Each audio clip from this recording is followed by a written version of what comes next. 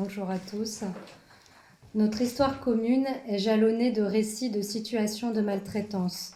De la mythologie grecque aux textes philosophiques, des contes pour enfants aux faits religieux et historiques, se pencher sur la question des maltraitances ordinaires apparaît comme ardue et complexe. En effet, son émergence n'est pas sans lien avec l'évolution de l'histoire, de la politique, de la philosophie, du juridique et de la psychanalyse dans la prise en compte de l'existence de l'individu à part entière.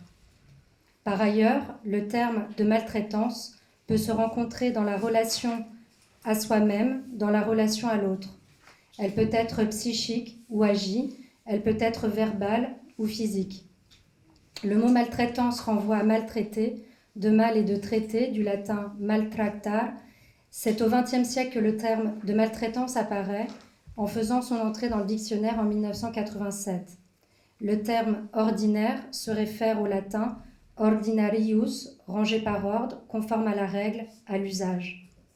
Ainsi, la maltraitance ordinaire nous signale qu'il y a depuis l'Antiquité à nos jours une maltraitance institutionnalisée et habituelle. Alors qu'est-ce qui permet à la maltraitance de s'inscrire comme fonctionnement ? Que pouvons-nous apprendre de ce paradoxe que de ce qui doit être combattu, puisque ne poursuivant pas la recherche du bien, insiste, persiste et se perpétue ? Quels enseignements pouvons-nous en tirer sur le plan psychanalytique pour la vie psychique ? En philosophie, l'introduction de la maltraitance se retrouve chez plusieurs penseurs. Chez Platon, il est notamment question de distinguer ce qui relève de la justice et de l'injustice, ce qui est juste et ce qui est injuste. Le juste étant celui qui ne maltraite ni l'un ni l'autre. Il évoque notamment l'éducation des enfants, qui, si elle reste de qualité et bonne, permet à la génération d'après de croître davantage meilleure que la précédente. Chez Aristote, l'être doit être guidé par la recherche de la vertu. Elle relève d'une éthique l'amenant vers le bien et par conséquent vers ce qui est bon pour lui. Il formule ainsi plusieurs qualités qui génèrent une éthique relevant de la morale. Nous retrouvons entre autres l'amour porté à soi-même qui constitue un devoir à partir duquel s'édifie la relation à l'autre. En pratiquant le bien porté à soi, l'homme vertueux en fait profiter l'autre. Nous pouvons ici nous demander si un être qui se traite mal traite autrui de la même façon. Au Moyen-Âge, les enfants non désirés ou mal formés sont abandonnés. En 1670, le Parlement britannique adopte l'habeas corpus, loi qui affirme la liberté de l'individu, soit la liberté qu'il doit avoir de son propre corps et de ses biens. Cette loi permettait d'éviter les détentions arbitraires. En 1789, la Déclaration des droits de l'homme permet de marquer un pas décisif dans la conquête des libertés individuelles. Cependant, nous noterons que cette déclaration ne s'appliquait pas aux femmes ni aux domestiques.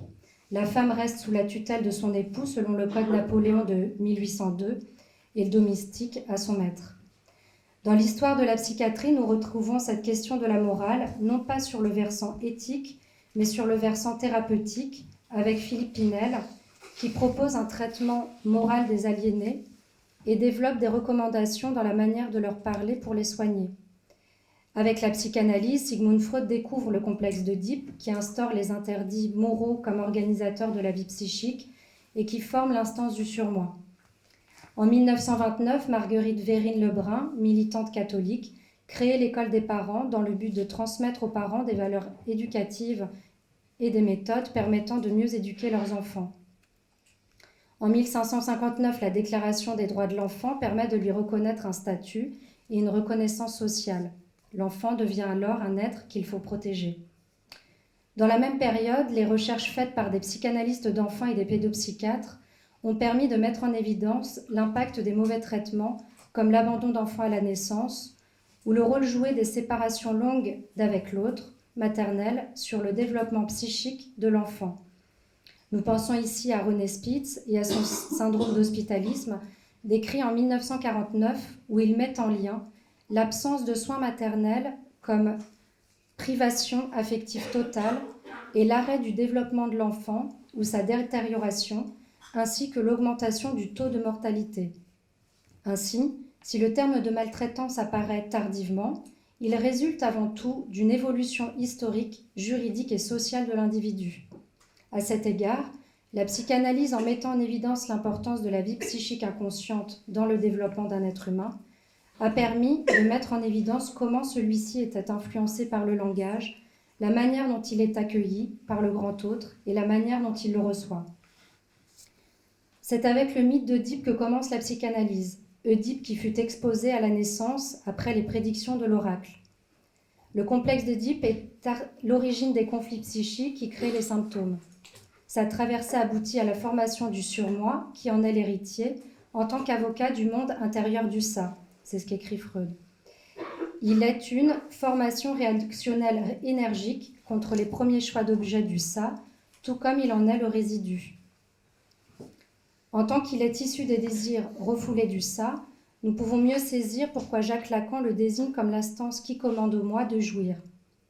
Freud, pour l'illustrer, s'appuie sur la réaction thérapeutique négative où le patient, devant le succès du traitement, se met à tomber malade ou à souffrir d'une recrudescence de ses symptômes, alors apaisés jusque-là. Il s'agit là, écrit Freud, d'un sentiment de culpabilité qui trouve sa satisfaction dans l'état de maladie. Et Freud précise, ne veut pas renoncer à la punition qu'est la souffrance. Freud apporte une indication importante concernant la manifestation de ce sentiment. Il écrit « Ce sentiment de culpabilité est pour le malade muet. Il ne lui dit pas qu'il est coupable, il ne se sent pas coupable mais malade. » Nous pourrions traduire cela de la manière suivante. L'être agit l'affect plutôt que de l'associer en séance. Tout l'enjeu du traitement va être cette retranscription du refoulé, non pas par la voie de l'agir, mais par la voie de l'association libre. Car il faut rappeler aussi que ce n'est pas le surmoi, mais la résistance du surmoi, repérée par Freud comme à l'origine du besoin de punition, qui apparaît comme féroce et obscène, d'après les apports de M. de Amorim. Cette résistance du surmoi est soumise au grand autre non barré. Elle sadise le moi psychiquement en alimentant sa maltraitance vis-à-vis de lui-même, par exemple dans le peu de soins que l'être accorde à son corps ou à son apparence ou vis-à-vis des autres. Aussi, le moi, par conquête du ça, obtenu par le travail psychanalytique, obtient, écrit Freud, l'ajournement des décharges motrices et il exerce sa domination sur les accès à la motilité. Autrement dit, ici, la psychanalyse produit un effet prophylactique sur les agirs, qu'ils soient d'ordre sexuel, hétéro-agressif ou auto-agressif.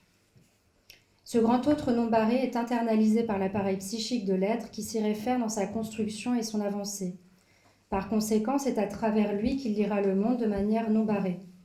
Que dire alors de la construction psychique d'un être dont on pourrait qualifier qu'il a été victime de maltraitance, d'un être mal accueilli, pour reprendre l'expression de Sándor Ferenczi, d'un être ayant grandi en ayant subi des violences, qu'elles soient verbales ou physiques.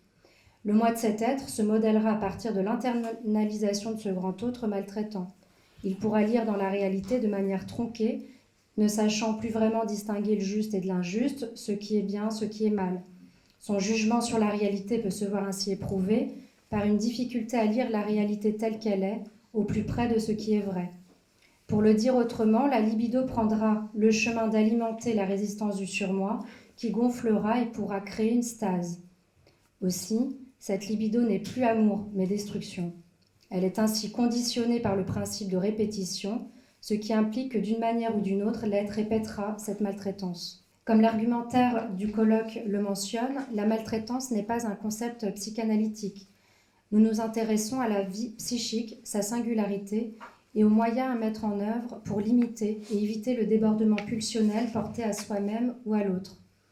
La haine et le désamour de soi sont à l'origine de ce déchaînement, et c'est en apprenant à s'aimer que l'être peut réussir à aborder l'autre de manière bien traitante. Merci.